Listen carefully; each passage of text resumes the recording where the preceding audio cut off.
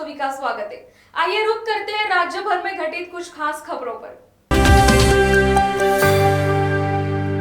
Electric prepaid के खिलाफ जय Vidarbha party की or say Katol road स्थित बिजली विभाग के कार्यालय के बाहर विरोध प्रदर्शन किया गया।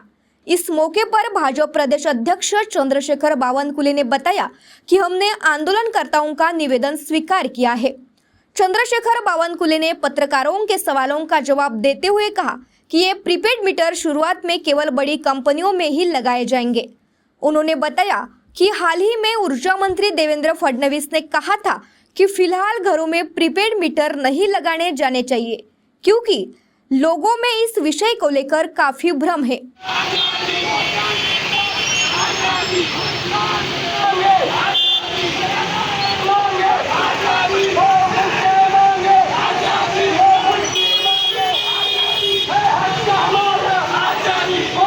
जय विदर्भ पार्टी विदर्भ आणि खास करून माननीय अरुण केदार आणि त्यांच्या सर्व सहकाऱ्यांनी या ठिकाणी आंदोलन केलं। मी रस्त्याने जाता जाता मला हे आंदोलन दिसलं म्हणून मी थांबलो, त्यांचं निवेदन घेतलं आणि परवापर्यंत या विषयाची जी अपग्रेड आहे ते सांगितलं की माननीय देवेंद्रजींना जेव्हा आम्ही या स्मार्ट मीटर प्रीपेड मीटर घरगुती ग्राहकाला लावू नका, कॉमर्शियलला लावू नका, जोपर्यंत जनतेच्या मनात संभ्रम आहे, जनता याकरता संभ्रमित झाली आहे की जेव्हा प्रीपेड मीटर लागलं आणि समजा 300 रुपये भरले मोबाईल सारखे, 300 रुपयाचं युनिट संपलं का लाईन बंद, वीज बंद, हा जो एक भीती निर्माण झाली आहे, या भीतीच्या माध्यमातून माननीय देवेंद्रजींनी आम्हाला आश्वासन दिलं आहे, ते मी यांना सांगितलं आहे की जोपर्यंत जनतेच्या मनातला संभ्रम, जनता जोपर्यंत समाधानी होत नाही तोपर्यंत असा कुठलाही निर्णय होणार नाही। त्यांनी मला स्वतः बोलले आहे आणि मी आश्वस्त करतो माननीय देवेंद्रजीकडनं घरगुती ग्राहकांना आणि आता कॉमर्शियल ग्राहकांना कुठलाही स्मार्ट मीटर लागणार नाही आहे। फक्त इंडस्ट्रियल ग्राहक जे मोठ्या उद्योग आहेत, कंपन्या आहेत, जिथे लॉसेस आहे मोठ्या प्रमाणावर, त्या ठिकाणी मला वाटतं स्मार्ट मीटर लागणार आहे आणि त्या तोपर्यंत घरगुती ग्राहकाकरता निर्णय नाही। जे आंदोलन केलं त्यांचं मी निवेदन स्वीकारलं आहे। उद्या मी सरकारकडे बोलेन। सरकार एकदा विधिमंडळात वगैरे चर्चा निघणार आहे, विधिमंडळात चर्चा उपस्थित होणार आहे, त्यामुळे माननीय ऊर्जा मंत्री उत्तर देतील। ज्या लोकसभा निवडणुका झाल्या त्या लोकसभा निवडणुकीमध्ये जे काही आता आमचा पराभव झाला, काही ठिकाणी आम्ही हारलो आहे, त्यामध्ये आम्ही बूथवाईज विश्लेषण केलं आहे।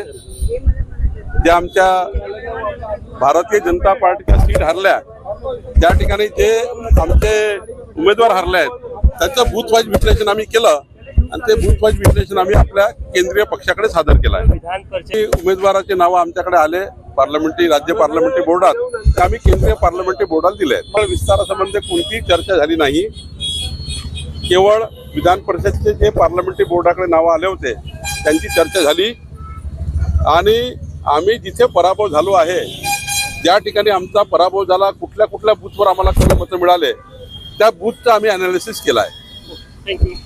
बावनकुले ने यह भी कहा कि जब तक लोगों के मन में भ्रम दूर नहीं हो जाता तब तक इस स्मार्ट मीटर की आवश्यकता केवल उन औद्योगिक स्थानों पर ही होगी जहां बिजली विभाग का अतिरिक्त घाटा हो रहा है।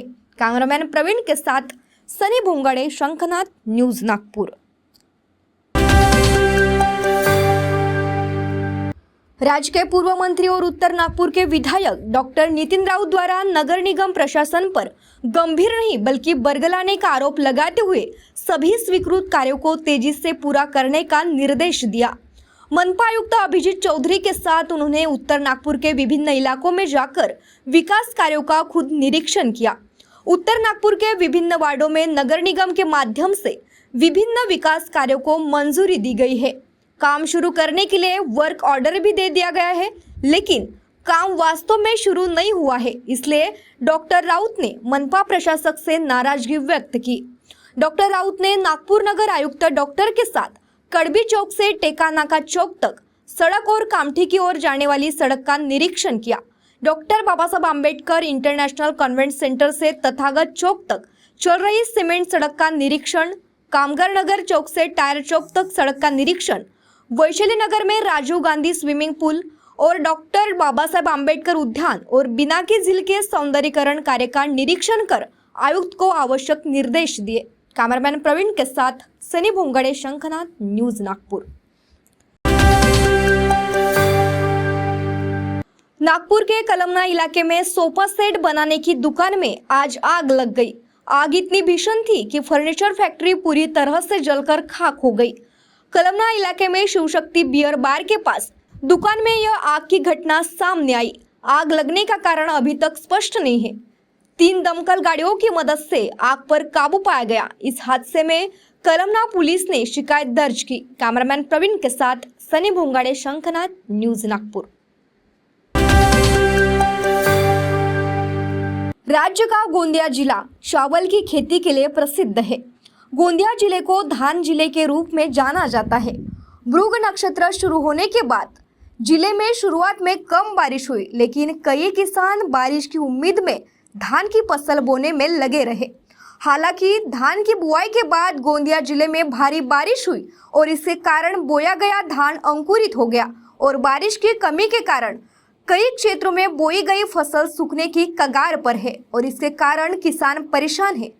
तब भी किसान उम्मीद कर रहा है कि वरुण राजा प्रसन्न होंगे और जिले में बारिश होगी। अभी अपन ने 7 जून को खाद डाले थे, तो 7 जून से भी पानी आया नहीं, तो और खाद अपन ने डाल दिए।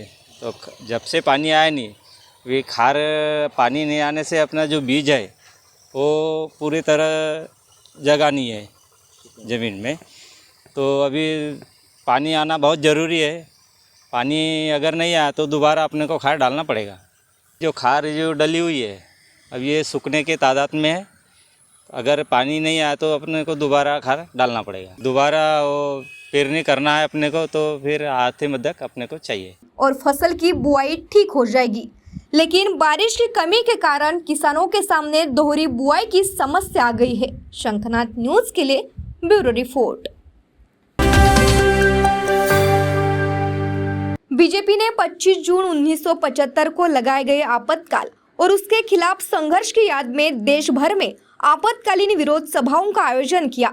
चंद्रपुर के गांधी चौक पर आयोजित आपातकालीन विरोध सभा के दौरान भाजपा नेता और राज्य के वन मंत्री सुधीर मुनगंटीवार ने कांग्रेस की कड़ी आलोचना की। पिछले 10 वर्षों में जहां भारत का गौरव गर्व से बढ़ रहा है, वहीं उन्होंने कांग्रेस पर जातिवाद का जहर फैलाने और नागरिकों को एक दूसरे के खिलाफ खड़ा करने की साजिश रचने का आरोप लगाया। ना थकेंगे ना रुकेंगे, हमें आगे बढ़ना है।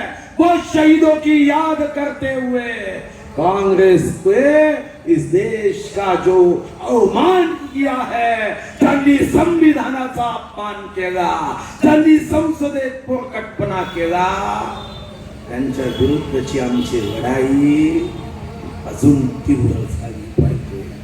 आणि यासाठी भारतीय जनता पार्टी सर्वसामान्य जनतेचा आशीर्वाद घेण्यासाठी पुन्हा एकदा पूर्ण शक्तीने लोकांपर्यंत पोहोचेल, जनाच्या मनापर्यंत पोहोचेल आणि काँग्रेसने पेरलेलं बीज या विषयावर उतारा करत पुन्हा एकदा कंठ से एक ही आवाज आएगी, वंदे मातरम वंदे।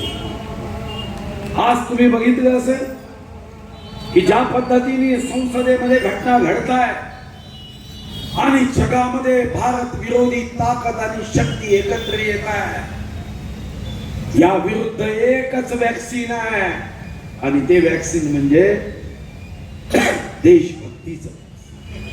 पण हे देशभक्तीचं वॅक्सिन लावायचं असेल तर यासाठी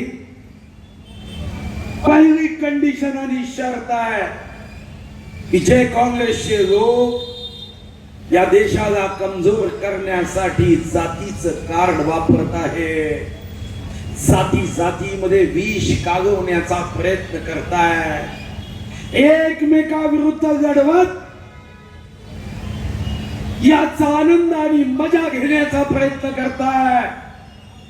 तुमचा माझा इथून उठताना एकच संकल्प हवा है कि हम सब एक है, हम सभी लोग देश के संविधान के रक्षण के लिए जान की बाजी लगा देंगे, हा भाव घेऊन या संकल्प सभेतून आपल्याला जायचं आहे.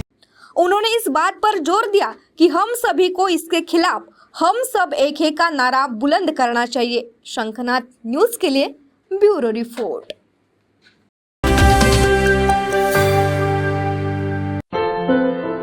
क्या हुआ बहू? माँ, पाइल्स की बहुत तकलीफ हो रही है. तो तुम गुदरोग सर्जन के पास क्यों नहीं गई?